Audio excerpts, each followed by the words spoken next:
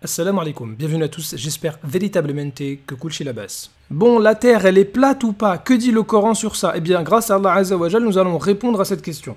Tout d'abord, le fait de savoir que la Terre est plate ou sphérique, c'est pas ce qui va te faire rentrer au paradis ou en enfer. La plupart d'entre tous les habitants, ils vont jamais sortir de la planète Terre, donc à quoi ça leur sert de savoir que la Terre ressemble à un ballon, à un œuf ou bien à un stade de foot? Donc celui qui veut croire que la Terre est plate ou pas, bah, il fait ce qu'il veut, hein. On n'est pas dans les piliers de la foi, chacun est libre de croire en ce qu'il a envie. Par contre, on a des grands ignorants de classe infernale qui prétendent que oui, le Coran contiendrait des erreurs scientifiques parce qu'il dirait que la Terre est plate. Et donc on va profiter dans cette vidéo, grâce à Allah Azza wa Jal, pour réfuter un grand ignorant parmi un cacheur de première, quoi.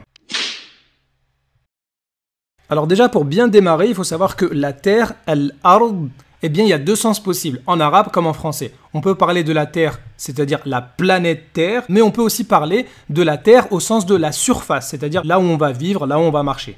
Alors maintenant, si on regarde les versets du Coran, souvent cités par les islamophobes, comme quoi la Terre serait plate, eh bien, on constate qu'on ne parle pas de la Terre en tant que planète, mais de la Terre en tant que surface, c'est-à-dire là où on vit, là où on marche. Pourquoi? Eh bien parce que le contexte l'indique. Allah Azza wa Jal, il nous dit par exemple que la Terre, elle est comme un berceau, vous y tracez des chemins, donc c'est là où on va marcher.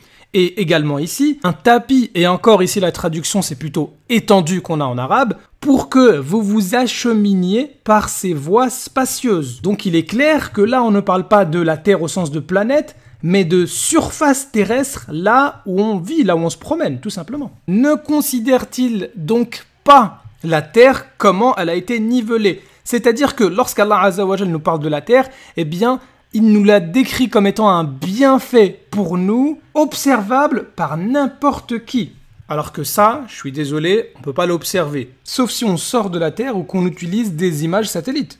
Donc lorsqu'Allah Azza wa Jal, il nous parle de la Terre ici comme étant étendu ou comme étant un lit ou un berceau, eh bien il parle de la surface terrestre là où on marche. Donc déjà ici, il y a un hors contexte total. Par contre, il y a un truc que je comprends pas bien avec Ukasha, c'est qu'il prétend que décrire la Terre comme étant étendue, c'est incompatible avec une sphère. Mais tu vis dans quelle planète, toi? Alors en fait, Ukasha, quand il sort de chez lui, ça doit donner ça.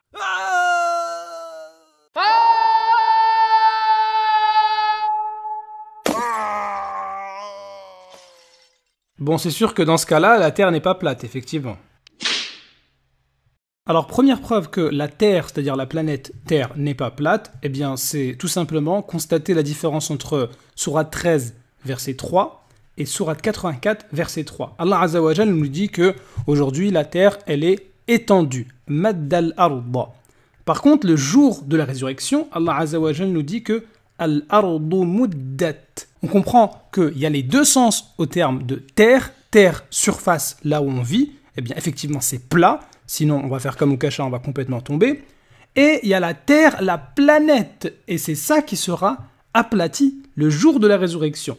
Donc, avec ce verset-là, Allah Azza wa Jal nous montre ici que ce sera le jour de la résurrection que la terre sera plate. C'est-à-dire que la terre n'est pas plate aujourd'hui. Deuxième preuve, c'est la sourate 39 au verset 5. Allah Azza wa Jal nous dit Yukawwiru al-layla ala an-nahar wa yukawwiru an-nahara ala al-layl.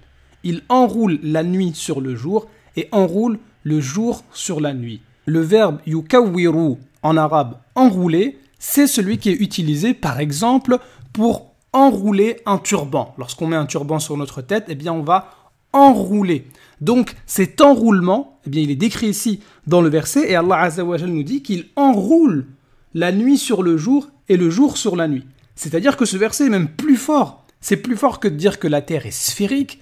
Ça nous montre même que la nuit et le jour sont enroulés l'un dans l'autre. Et comme la nuit et le jour, c'est relatif à la Terre, eh bien ça va nous montrer que la Terre est sphérique, qu'elle tourne et que la nuit et le jour sont provoqués par la rotation de la Terre. Et tout ça, c'est indiqué dans le Coran. Alors bien évidemment, le Coran n'est pas un livre scientifique, vu que le Coran donne beaucoup plus d'importance à l'au-delà. Les sciences, c'est pour ici-bas.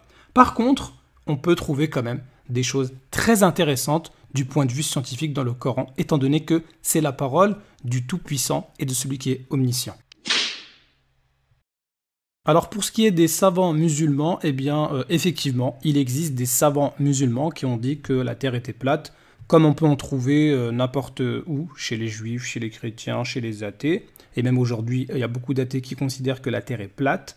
Par contre, on a aussi beaucoup de savants qui ont indiqué il y a très longtemps que la Terre était sphérique. Par exemple, on a Ibn Hazm, rahimahullah, il y a plus de 1000 ans, il indique « Aucun savant musulman nommé ainsi pour sa science n'a réfuté le fait que la Terre était ronde et il n'a jamais été mentionné que l'un d'eux ait dit le contraire. Les preuves du Coran et de la Sunna démontrent même sa forme ronde et ensuite il va se baser sur le verset de la sourate 39, verset 5, qu'on vient de voir juste avant. On a également Ibn Taymiyyah, rahimahullah, qui vient à peu près 2 siècles plus tard. Il nous dit que les savants sont unanimes sur le fait que la Terre ressemble à une sphère. Alors je profite de l'occasion, bien évidemment, pour réfuter tous ceux qui prétendent que le Cheikh Ibn Baz, rahimahullah, un savant qui est décédé il n'y a pas longtemps, qui aurait dit que la Terre est plate, quiconque clame qu'elle est sphérique est un athée méritant un châtiment.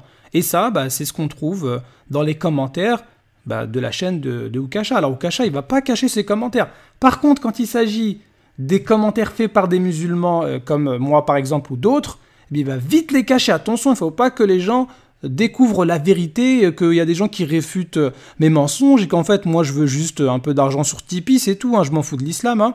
Et ben voilà, Oukacha, il va vite cacher ses commentaires, mais les autres, là, les commentaires, les calomnies sur des savants musulmans, comme ça l'arrange, il s'en fout, il va pas les cacher. Alors ça, c'est un gros mensonge. Et pour ça, il suffit simplement d'aller sur le site internet en arabe du Cheikh Ibn Baz et d'écouter sa réponse. Quand on lui a posé la question, la Terre, est-ce qu'elle est ronde ou plate?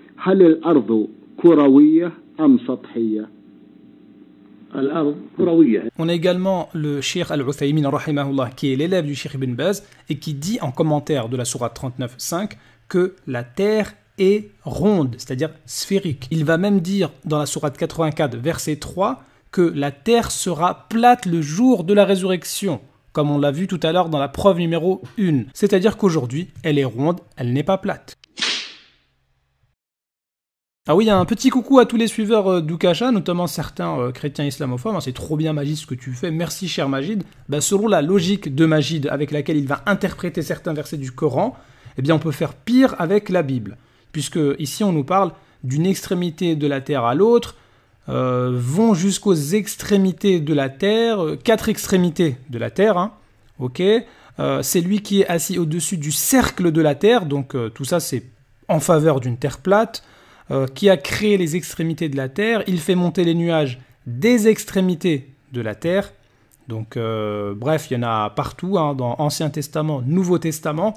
Donc, allez-y doucement avec les applaudissements pour Majid, parce que si jamais, avec la logique de Majid, on devait accuser un livre de prétendre que la terre est plate, c'est surtout la Bible plutôt que le Coran. Le fonctionnement du ramadan basé sur l'alternance quotidienne entre le jour et la nuit est bien la preuve que la pratique du ramadan n'est pas adaptée à une planète Terre de forme sphérique avec des régions de haute latitude où il peut faire jour ou nuit plusieurs mois de suite. Bon déjà Oukacha il doit retourner à l'école parce que au niveau des pôles il fait jour ou bien nuit pendant plusieurs mois, non pas parce que la Terre est sphérique mais à cause de son inclinaison et c'est d'ailleurs ça qui fait qu'on a des saisons. Alors ça, Majid, t'aurais dû l'apprendre en CM1, CM2. Donc Oukacha qui pense qu'il fait jour pendant plusieurs mois au pôle Nord parce que la Terre est sphérique, eh bien c'est manquer les cours de CM1, CM2. Je sais pas comment t'as fait pour passer en 6e. De rien, tu as raison. Deuxièmement, si Allah Azza wa Jal nous a prescrit des prières à des horaires qui sont indiqués par le soleil, par exemple, eh bien c'est parce que c'est la meilleure façon et la plus simple de le faire pour la majorité des habitants sur Terre. Mais dis-moi Oukacha, toi qui t'occupes beaucoup des gens qui habitent ici, dis-nous, ils représentent combien par rapport à la population mondiale? Alors, au pôle Nord, on a 4 millions d'habitants, au Sud, 1500. Par rapport à la population totale, 7,8 milliards d'habitants. Petit calcul, 4 millions avec les 1500, divisé par 7,8 milliards, mettons ça en pourcentage, eh bien ça fait environ 0,05% % de la population. Donc le problème que tu nous cites par rapport au pôle en ce qui concerne le ramadan ou la prière, eh bien ça ne concerne pas 99,95% de la population. Donc imagine si il fallait préciser à chaque fois, pour ceux qui n'habitent pas dans les pôles, c'est comme ça. Pour les 0,05%, il faudra faire comme ça parce qu'il y a Oukasha qui va venir nous embêter. Et de toute façon, l'islam, c'est parfait, ça a réponse à tout. Le prophète, alayhi salatu wassalam, nous a donné un cas semblable à celui des pôles. Il nous dit que vers la fin des temps, eh bien, un jour sera comme une année. Bah oui, c'est-à-dire c'est comme si on avait 6 mois de jours et 6 mois de nuit. Et donc les compagnons, ils ont posé la question au prophète, alayhi salatu wassalam, comment on va faire pour prier? Est-ce que nos 5 prières d'une journée de 24 heures, ça va suffire? Et le prophète, alayhi salatu wassalam, il a dit non, faites en fonction de sa longueur. C'est-à-dire que de même que dans une journée de 24 heures normale où il fait nuit et jour, eh bien les prières sont espacées de quelques heures, eh bien il faudra faire pareil dans une journée où il fait toujours jour ou toujours nuit. C'est ce que nous explique ici le prophète alayhi salatu wassalam. Et ça c'est expliqué par exemple par l'imam An-Nawawi rahimahullah et même par le site internet que tu prenais pour référence toi-même. Donc le fait d'adapter sa journée à un pays voisin en découpant une journée de 24 heures semblable à ce qui se passe proche des pôles, eh bien c'est pas une invention faite par des hommes. C'est l'islam, c'est le prophète alayhi salatu wassalam lui-même qui nous l'a enseigné.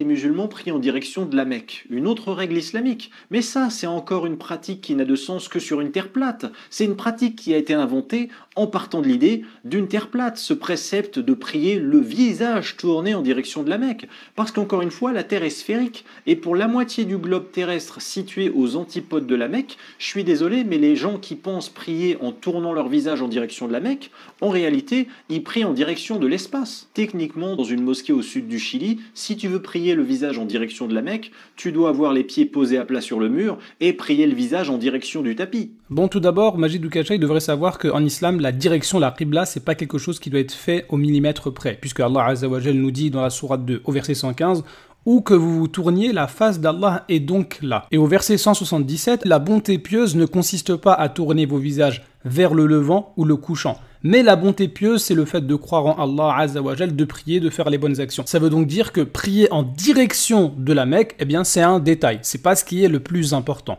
Maintenant, il faut savoir qu'en islam, il y a une tolérance. L'objectif, c'est pas de viser la Kaaba comme si tu étais là avec ton laser, Majid Oukasha, on dirait qu'il a 5 ans, ah j'ai touché. Non, pas du tout. Et si tu es de l'autre côté et que tu es au niveau du Chili, eh bien je suis désolé, tu vas pas passer par le centre de la Terre. Alors on imagine Oukasha en train de creuser le pauvre, oh là là, j'arrive pas à aller à la Mecque, comment je vais faire? Mais t'as déjà pris l'avion? Vous imaginez Oukasha en train de prendre l'avion. Et lui, il veut prendre le chemin le plus court, il va se dire, je vais traverser la Terre et puis je vais arriver à la Mecque.